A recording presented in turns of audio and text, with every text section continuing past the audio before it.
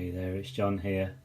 I've just got up nice and early to meditate, do some yoga, and then I'm going to head off to the woods.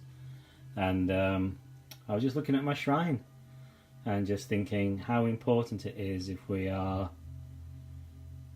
beginning to build a practice or we have a long-standing practice, that actually we have a place that we can sort of express our sacredness, not sort of taking it on as an identity, but just having a place that just reminds us to kind of come back to that feeling of soul, of I am, of the truth of ourselves. And I just thought I'd give you a little tour of the shrine, actually, because it's important that it's kind of personal to you, you know.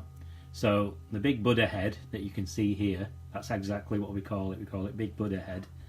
I actually found in a shop in Manchester many years ago, and it's actually very large for a house of our size.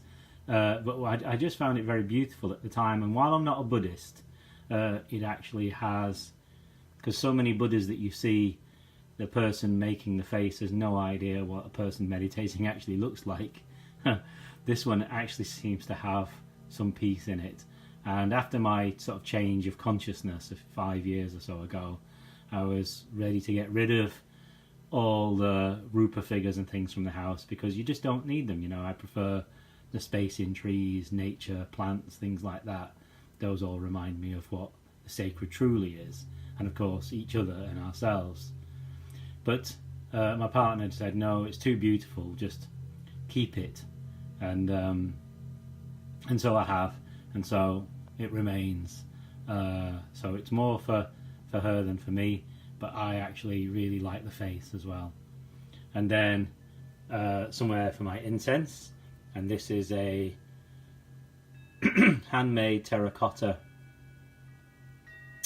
little bowl that's usually for putting mustard oil and a wick in. They have these in India, and they're used as kind of lamps under trees and things like that. But I just really like it as a little incense bowl. So that's that. And there's this candle that I'm just kind of using up on this kind of metal candle stand, and the light or the candle thing that I have here changes sort of periodically. So this is just kind of what's going at the moment. And this candle was in the drawer, and I just thought, oh, I need to use that candle. So that's that. Here's my kind of smudging fan sort of thing. But the thing that's amazing about this is that everything here was hand collected by my partner for me for my birthday. So all the feathers were found in the woods. The piece of wood that's the handle is a piece of an oak branch, and then she put it together with the help of our friend Jeff, who sort of does bag creation and leather binding and things like that. So it's very beautiful. So again, completely handmade. Over here we have a sandalwood Krishna that was given to me.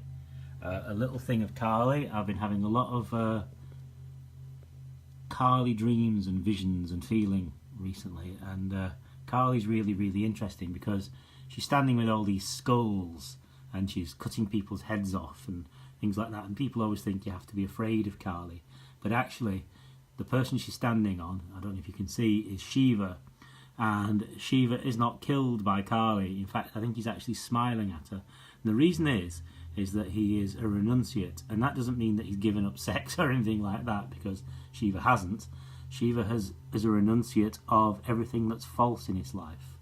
He's given up the false identity. Then we have this fossil, which I have no idea where that came from. A piece of smoky quartz that my friend John gave to me. And then this little plastic bottle with a red cap on is actually water from the Ganges, brought back from my recent trip.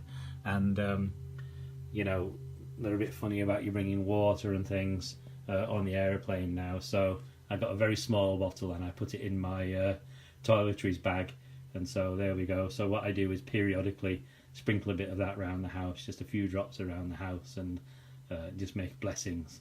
So there you go. So you know, it's a good thing. You don't need anything as big as this. You could have something just from nature, a stone, a rock, a plant, a flower, a feather, anything, you know. But this is my place where I sit here, and I don't pray into these things. They're not representations of anything for me at all, but they're just a reminder. And it's funky, you know? It's just funky as well. So enjoy, and lots of love to you. I'm going to meditate now.